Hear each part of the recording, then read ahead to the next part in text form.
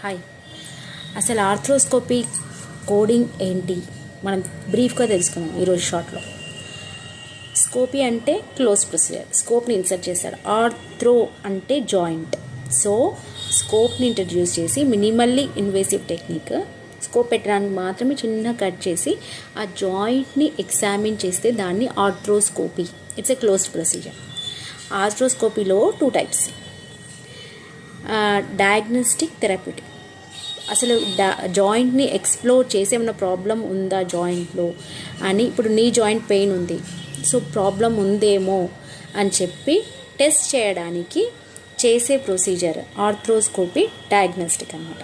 Therapeutic are surgical అంటే అక్కడ ఏదైనా టేర్ ఉన్నా, ఓకేనా, ఇంకేదైనా ప్రాబ్లం ఉన్నా, లిగమెంట్ టేర్ ఉన్నా, ఏదైనా కన్ఫ్యూజన్ జరిగినా, ఏం జరిగినా, బర్సల్ ఫ్లూయిడ్ స్వెల్లింగ్ అయినా ఏమైనా కూడా ఆ ఫ్లూయిడ్ని పంక్చర్ చేసి బయటికి తీయడం, దీన్ని థెరప్యూటిక్ ఆర్ సర్జికల్ ఆర్థ్రోస్కోపీ అంట.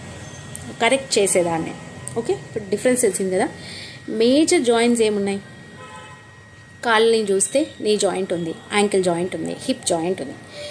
ఇక్కడ పైకి వస్తే టీఎంజే జాయింట్, టెంపరోమాండిబులర్ జాయింట్, తర్వాత metacarpophalangeal joints, shoulder joint, elbow joint.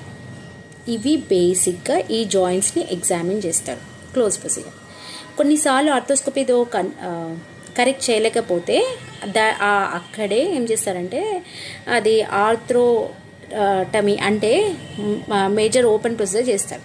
ఒకవేళ ఆర్థ్రోస్కోపీ సక్సెస్ కాలేదు అనుకుంటే అప్పుడు మనం ఓపెన్ ప్రొసీజరే కోడ్ చేస్తాం. డయాగ్నోస్టిక్ ఆర్థ్రోస్కోపీ నుంచి సర్జికల్ జరిగిందంటే డయాగ్నోస్టిక్ కోడ్ చేయకండి, ఎందుకంటే it is bundled into surgical. So major CPT code ఏంటంటే సర్జికల్ ఆర్థ్రోస్కోపీ కోడ్ చేయాలి.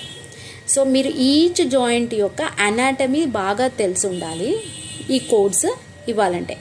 బర్సా అంటే ఏంటి? ఫ్లూయిడ్ ఫిల్ సాక్, ఓకేనా. అంటే జాయింట్ ఫ్రీ మూమెంట్స్కి ఈ బర్సల్ ఫ్లూయిడ్, బర్సా అనేది చాలా యూస్ఫుల్ అనమాట. తర్వాత సైనోవియం అంటే ఏంటి, తర్వాత మీడియల్ మెనిస్కస్, లాటరల్ మెనిస్కస్, ఈ మెనిస్కస్ గురించి తెలుసుకోండి. తర్వాత లిగమెంట్ టేర్స్ గురించి తెలుసుకోండి. Anterior cruciate ligament, posterior cruciate ligament, ఇవన్నీ ఉంటాయి కదా అవి. రొటేటర్ కఫ్ ఇంజురీ గురించి తెలుసుకోండి, షోల్డర్ అయితే. సో ఇవన్నీ తెలుసుకుంటే, మీరు అనాటమీ తెలుసుకుంటే మీకు ఈ జాయింట్ ప్రొసీజర్స్ ఏవైతే ఉన్నాయో, ఏ టైప్స్ ఉన్నాయో, కేటగిరీస్ ఏమున్నాయో అవి మీరు ఈజీగా కోడ్ చేయొచ్చు.